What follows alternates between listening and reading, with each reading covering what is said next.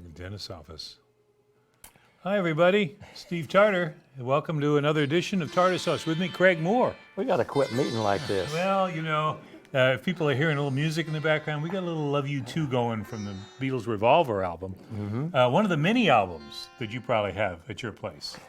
Or do you have a Revolver album? Oh, yeah. What's that cost these days? I'm relatively certain I have all the Beatles albums in the store, yeah. And we follow that with Within You, Without You, if you hear another song. Mm-hmm. And these are your recommendations. Craig, how long have you been in the record store business? The shop itself is 35 years old. Wow.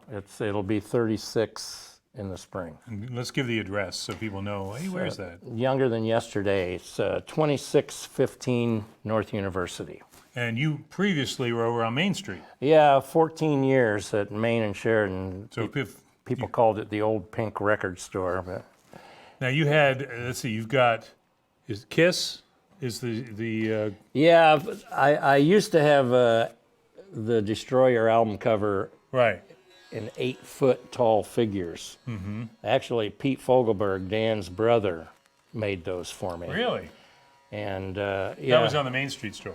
It was on the side of the Main Street store. It was on the front of Younger Than Yesterday too, until some bureaucrat decided that they shouldn't be that big sticking out above the top of the building or something. I don't know. Something ridiculous. So now there is an actual repro of the Destroyer album cover, still on the front of the building, but very good. Not 8 feet tall. Now, in the record, you've been in the business for a while now. Mm. You've seen things come and go. Did you ever have a feeling, I'm going to be the last record store standing? I mean, some years ago when technology was pushing you guys to the back. I never thought about anything quite that deep, Steve. I just, That's called being, happy. I was traveling around, I was in rock and roll bands. I still play as often as possible.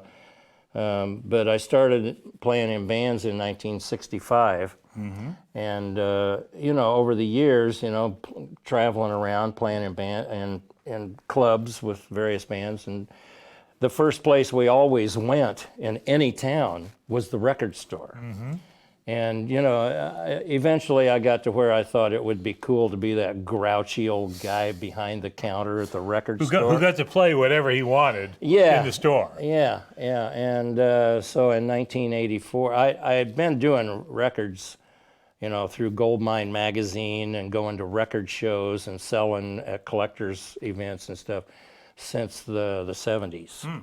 So actually, I've been doing records as a business for 40 years. Mm.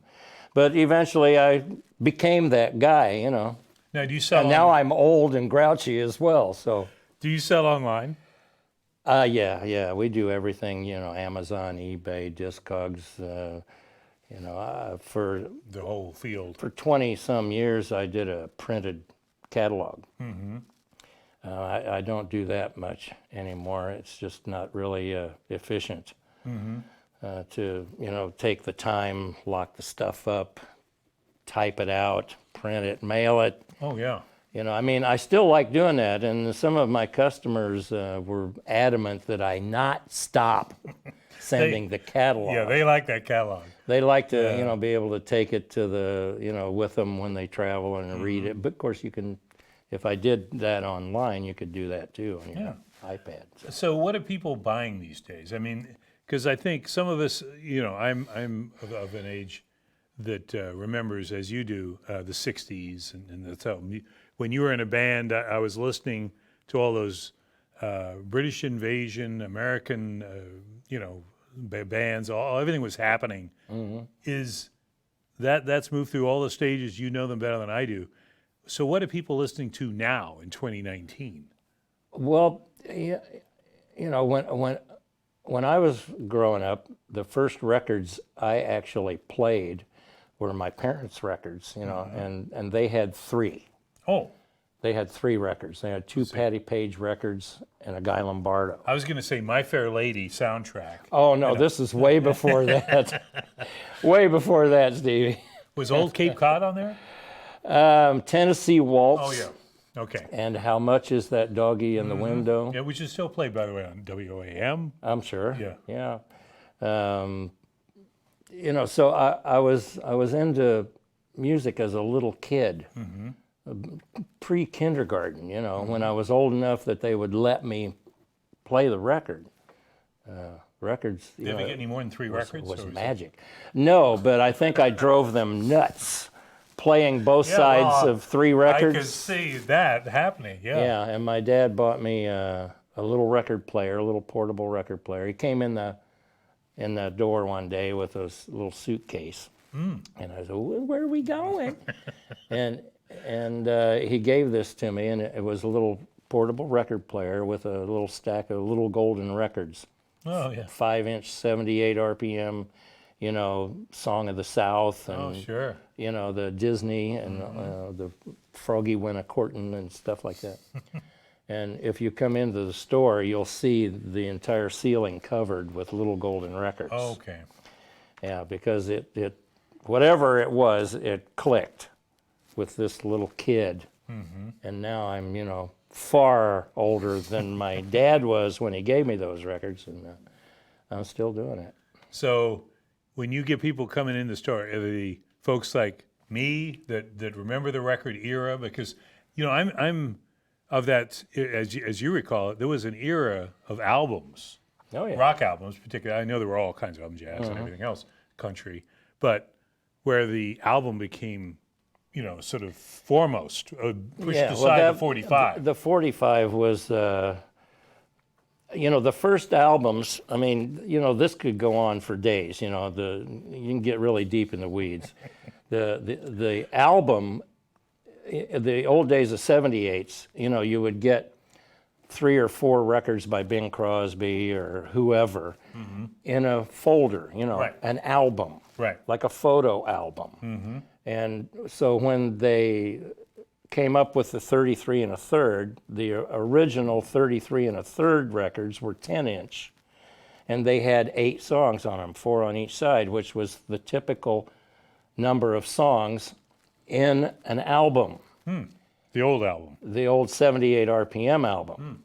Yeah, and so that's why we call them albums, is because of the format of the 78. And then later on, they developed the 12-inch when you could get 4 more songs on the wider record, and and at 33 1/3, which they had already done the 10-inch, and that became the standard. And then they came out with the 45s in 1947 to take the place of the 78. Just 1 song on each side. And then in the rock and roll era, that became the thing. Top 40 radio, rock and roll, the 45 RPM, Elvis, Gene Vincent, Teen Idols, Ricky Nelson. And you had 2-sided hits sometimes. Oh, yeah, Sometimes. yeah. Oh, yeah. Elvis and Ricky Nelson, a lot of them had 2-sided hits. Beatles, of course, did too. Oh, constantly, yeah. The whole progression there, I'm wondering now, you probably see them all ages at your store? Yeah, definitely. I mean, the young folks got back into it. Yeah, there's, there were 2, just as an example, yesterday afternoon there were 2 young girls. I don't know, I didn't ask them how old they are, but I would say they were probably 14, 15, maybe 16. One of them was driving. Oh, yeah. So maybe they were 16. As you get older, All little kids. it's hard. Yes, they're all children, but great kids. 16, 17 maybe. So what were they looking for? They the one girl bought Phantom of the Opera, the original Michael Crawford, Sarah Brightman soundtrack, and she also bought a double album by Frank Sinatra. Oh, wow. Yeah, and her friend bought, if I can remember, a couple of jazz records. Oh. I mean, I never know what they're going to come up to the counter with, Right. because they are open to everything, and they're hearing. They can hear anything. They've got 100 years of music at their fingertips. Right, with the internet, yeah. Yeah, and You know, and the girl who bought the Phantom of the Opera, she was also really excited when she discovered a whole box of Beatles singles. You know, she's going through those. And, you know, and so I never know, but there's younger generations. And, you know, for you and I, that could be a whole lot of people. Yes. They are into all kinds of stuff. Mm-hmm. And I think they've rejected, they haven't rejected the whole idea of, you know, 10,000 songs on your phone. No. They carry them around. They listen to them in the car. Can't put the genie back in the box. No, no. But they also have sort of rejected the idea that there is no need for physical music, a physical format. They like that. They enjoy the artwork, the packaging, you know, and modern bands. Every band and every artist, from Ariana Grande and Taylor Swift on down to, you know, real niche bands like King Gizzard and the Lizard Wizard from Australia. You know, they're all putting out custom designed albums with poster inserts, colored vinyl. And, you know, believe me, the septuagenarians are not buying those records. Mm-hmm. And by the same token, teenagers are not buying CDs. Oh, really? They don't care about Now, CDs. you sell CDs? Oh, yeah. Yeah. We've got probably 20,000 CDs. Wow. Yeah, I knew you did, but I didn't know if that was something that I was going. One of the questions I have is, now that records have kind of come back, Yeah, yeah. you know, just what you're saying, the new bands are still interested in producing them. Yeah, oh, definitely. Are you ever worried that you know, you're going to run dry? Because, you know, you used to scouring the countryside for albums, or you get them by the box or whatever. Well, you know, I still do a lot of, you know, search and destroy missions. Mm-hmm. You know, not like I used to. I used to be out on the road every weekend. Looking for records? For years. I went, you know, on record shows in Cincinnati, Cleveland, Louisville, Nashville, Des Moines, Omaha, L.A., New York, Minneapolis, Chicago. And give us an idea. These shows would have what? You'd walk around, there would be bins? Yeah, 20, 30 dealers. And I do them here. Mm-hmm. I started the Peoria Record Collectors Conventions in Peoria in 1984, before I opened a store. Oh. Is that an annual event? Yeah, usually twice a year, yeah. The next one is this month. In fact, it's the 22nd Is the public of September. invited? Oh, yeah. So Please. So where's it going? Let's hear it. Where's it going to be? It's at the Spalding Knights of Columbus off on Radnor Road. It's right off of Willow Knolls. Yeah.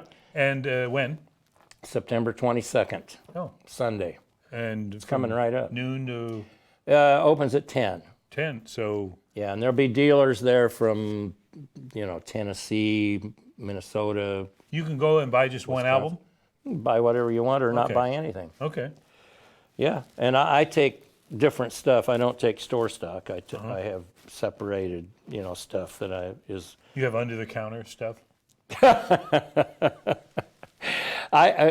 get the real lowdown here. You haven't been in my store lately. Well, you know, my desk. There is no under. No, there's under counter, over the counter, on the floor. One of the stories I never. There's probably many in this category, but one of the stories that I never got to at the Journal Star was messy desks. Yeah. Because I thought you could do, it would be a photo story, of course. Sure. But you do, because I've been in, you know, having done interviews, you'd go into some places and immaculate desk. Oh, yeah. Bare. And, yes. And I don't know if that's Caterpillar executives or whatever, but then you go to. That's the CEO of a financial institution who doesn't have to do anything. Yeah, and it's all, you know, way under here or outside.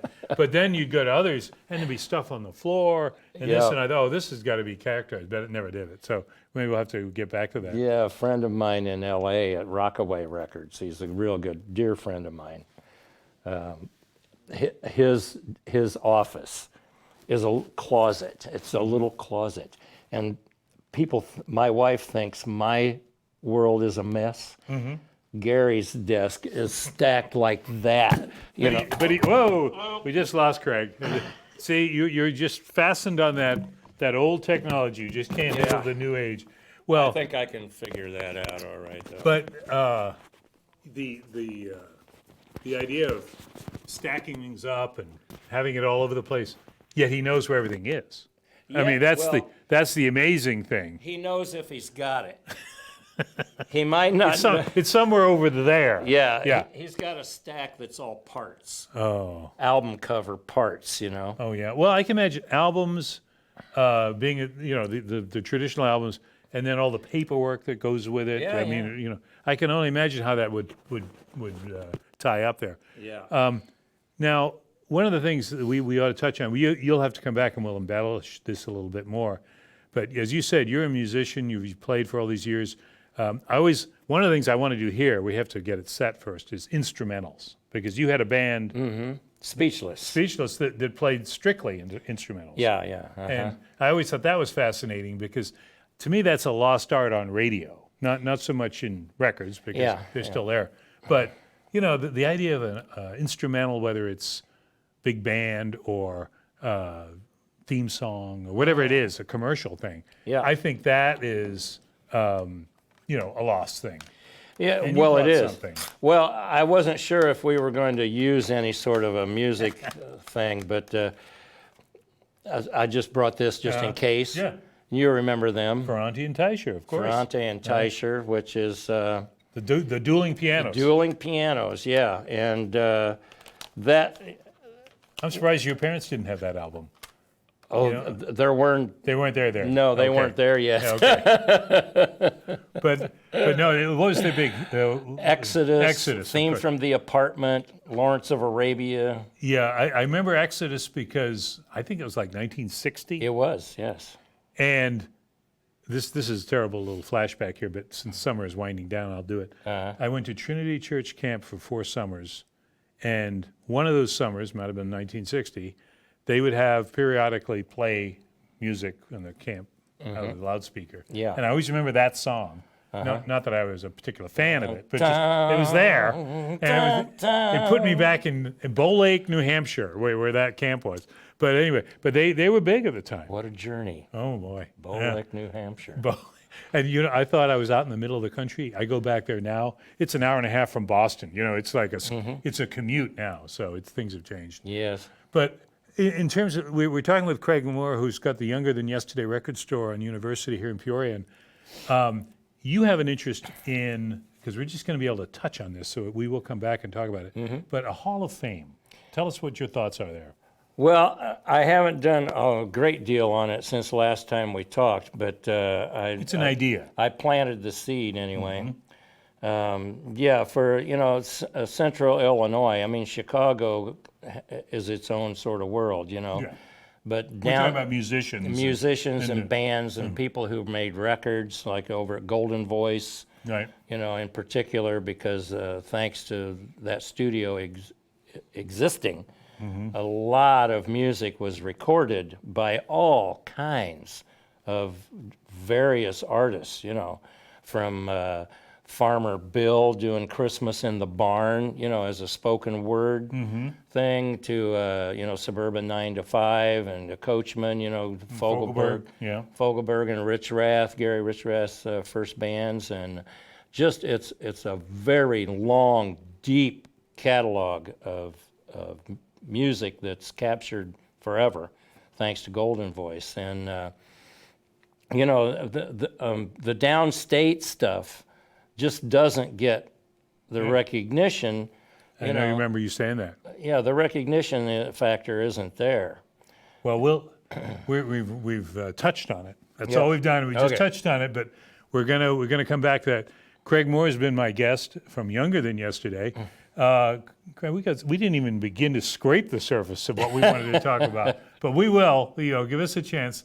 Thank you for coming on. We will see you again soon. Yeah, I want to thank Tim from Peoria Life, too. Absolutely. Well, Tim Johnson, absolutely. And we'll see you next time on Tartar Sauce. There you go.